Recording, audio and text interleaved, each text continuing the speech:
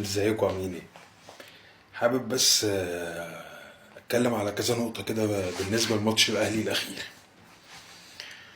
بصراحة اول مرة اطلع اتكلم في حاجة عن الكورة، كنت كل حاجة بكتم في نفسي واتكلم مع نفسي، بس خلاص يعني. بسم الله الرحمن الرحيم. كده بالنسبة لماتش الاهلي ومودرن سبورت الاخير، اول حاجة عايز اتكلم عليها قفشة محمد مجدي قفشة. في ايه يالا؟ مالك؟ مالك بجد والله؟ يعني في ايه؟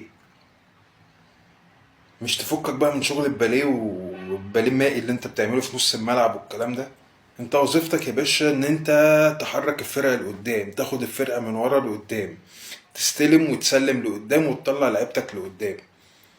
معاك يعني لعيبة، انا عايز اقول لك يعني الاهلي، القيمة التسويقية دلوقتي بتاعت الاهلي بالقيمة التسويقية بتاعت فرق الدوري كلها، ويمكن اعلى بعيدا عن بيراميدز. يعني نخرج بيراميدز بره الموضوع يعني، بس انت عايز ايه تاني؟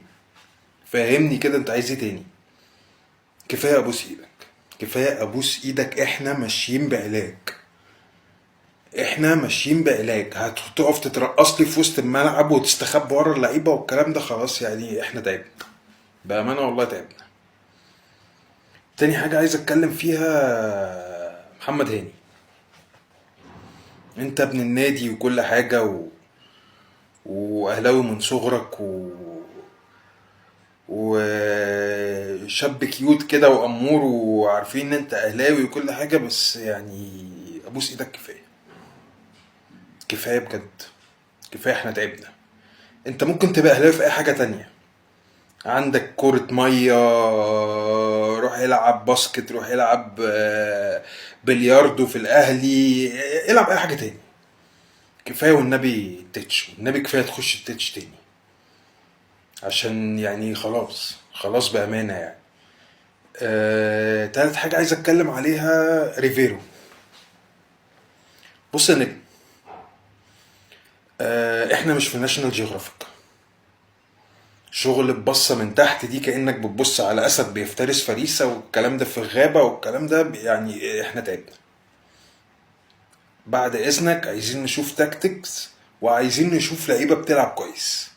انت معاك أحسن لعيبة في مصر والوطن العربي كله، أحسن لعيبة في أفريقيا.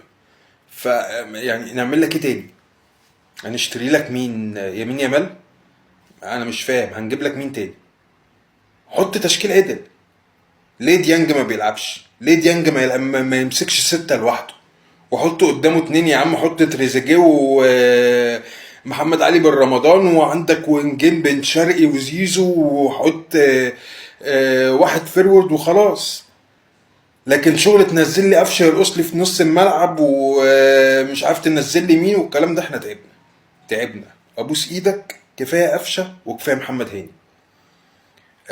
عايز اتكلم على ياسين مرعي. انت بصراحة انت لعيب كويس، لعيب بتلعب برجلك كويس، بتلعب برجلك الشمال، مستقبلك حلو.